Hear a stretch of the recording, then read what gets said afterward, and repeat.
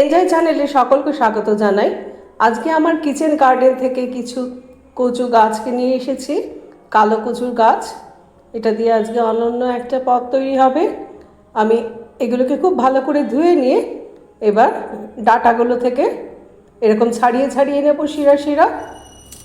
যারা অভিজ্ঞ তাদের তো জানাই আছে কিভাবে ডাঁটার খোসা ছাড়াতে হয়, কিন্তু যারা সবে রান্নায় হাত পাকানোর চেষ্টা করছে, রান্না নতুন করে শিখতে চাইছে ছোটরা, তাদের জন্য একটু আমি বিস্তারিতভাবে দেখানোর চেষ্টা করছি কিভাবে ছুরি দিয়ে গা থেকে খোসাগুলোকে প্রথমে ছাড়িয়ে নিতে হবে, তারপরে ডাঁটাগুলোকে টুকরো টুকরো করে কেটে নিতে হবে।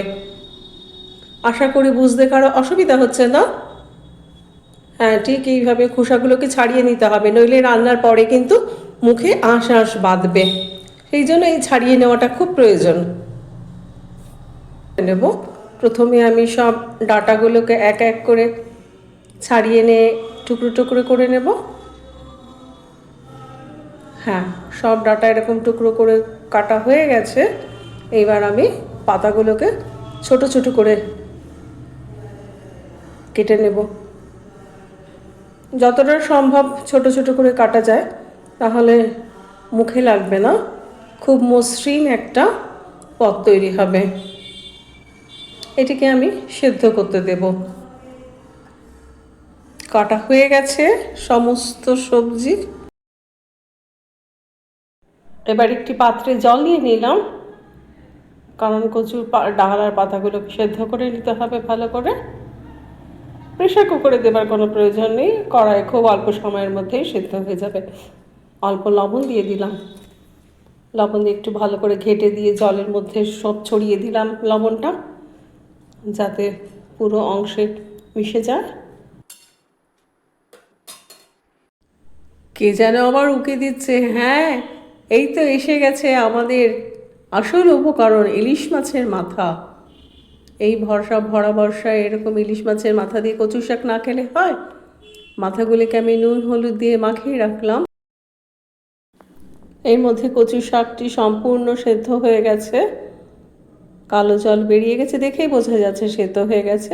তবু আমি একটু খুন্তি দিয়ে একটু চেপটে চেপটে দেখে নেবো যে সেদ্ধ হয়েছে কিনা। হ্যাঁ, একেবারে নরম হয়ে গেছে। আমি স্টিলের ঝাঁঝরিতে জল ঝরিয়ে নিয়েছি, আমি দেখে নিচ্ছি নরম হয়ে গেছে। এইবার ঠান্ডা হয়ে গেছে। এরপর আমি এটাকে ভালো করে চটকে নেব, যতটা সম্ভব আমি চটকে নেব যাতে মসৃণ আকার নেয়। একেবারে মসৃণ হয়ে যাক সেটা চাইছি। হ্যাঁ, চটকানো হয়ে গেছে, এরকমভাবেই হয়েছে। এবার আমি কড়াইয়ে সর্ষের তেল নিয়ে ইলিশ মাছের মাথাটা আগে ভেজে নেব। একটু লাল করেই ভাজবো, অল্প করে ভাজলেও ক্ষতি নেই, কিন্তু আমি একটু বেশি লাল করেই ভাজবো।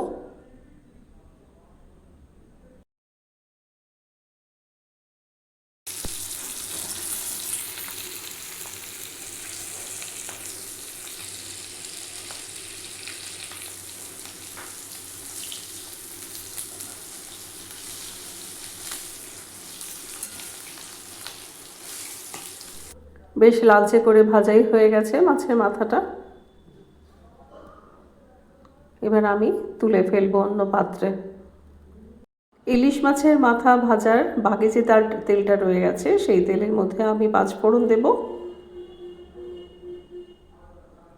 দিয়ে দিলাম পাঁচফোড়ন।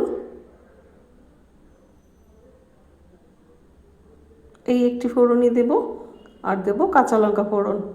শুকনো লঙ্কা ফোড়ন দিলেও খুব ভালো একটা গন্ধ বেরোয়, তবে আমি কাঁচা লঙ্কা দিলেও ভালো হবে। এটিকে একটু সুগন্ধ বেরোনো অবধি অপেক্ষা করব।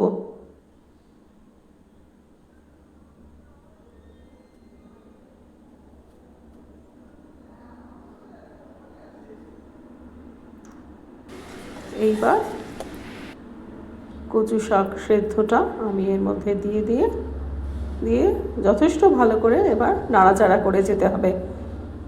এটিকে একেবারে শুকনো শুকনো করে ফেলতে হবে, অনেকক্ষণ ধরেই নাড়াচাড়া করে যেতে হবে। খেয়াল রাখতে হবে কড়াইয়ের নিচে যেন ধরে না যায়, খুব যত্ন সহকারে নাড়িয়ে যেতে হবে। যাতে মশলার সঙ্গে ভালো করে মিশে যায়। দিয়ে দেবো একটু লবণ। সেদ্ধ করবার সময় যেহেতু অল্প লবণ দিয়েছিলাম, সেই জন্য বুঝেই বাকি লবণটা দিতে হবে। আবার হলুদও দিতে হবে। দিয়ে এবার বেশ খানিকক্ষণ ধরে এটাকে কষাতে থাকবো। একটু সময় লাগবে। যত এটা কষবে তত এর স্বাদ বেরিয়ে আসবে।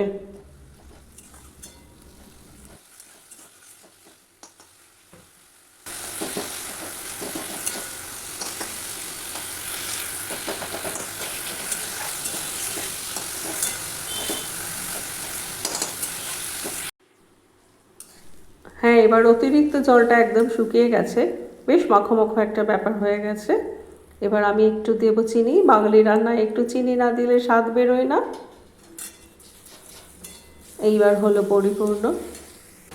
চিনি দিয়ে দেওয়ার পর এবার ইলিশ মাছ মাছের ভাজাগুলো আমি দিয়ে ভালো করে এই শাকের সঙ্গে মিশিয়ে দেব।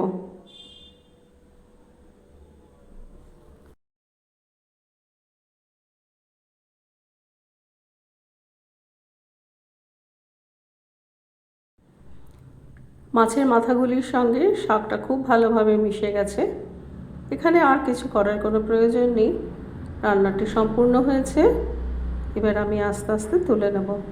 হ্যাঁ, আমি আলাদা করে প্লেটে তুলে নিলাম।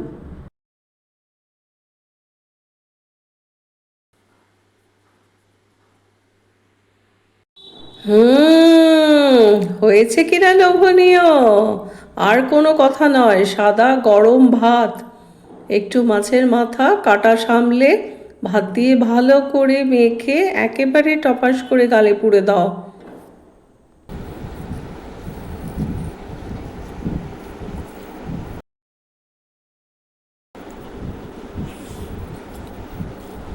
অপূর্ব স্বাদ। এ স্বাদের ভাগ হবে না। ভালো লাগলে একটা লাইক করো, আর কমেন্টে আমাকে জানাতে ভুলো না কেমন লাগলো সবার। আর এনজয় চ্যানেলটিকে সাবস্ক্রাইব করে এগিয়ে দিও। আজকে আসি তবে।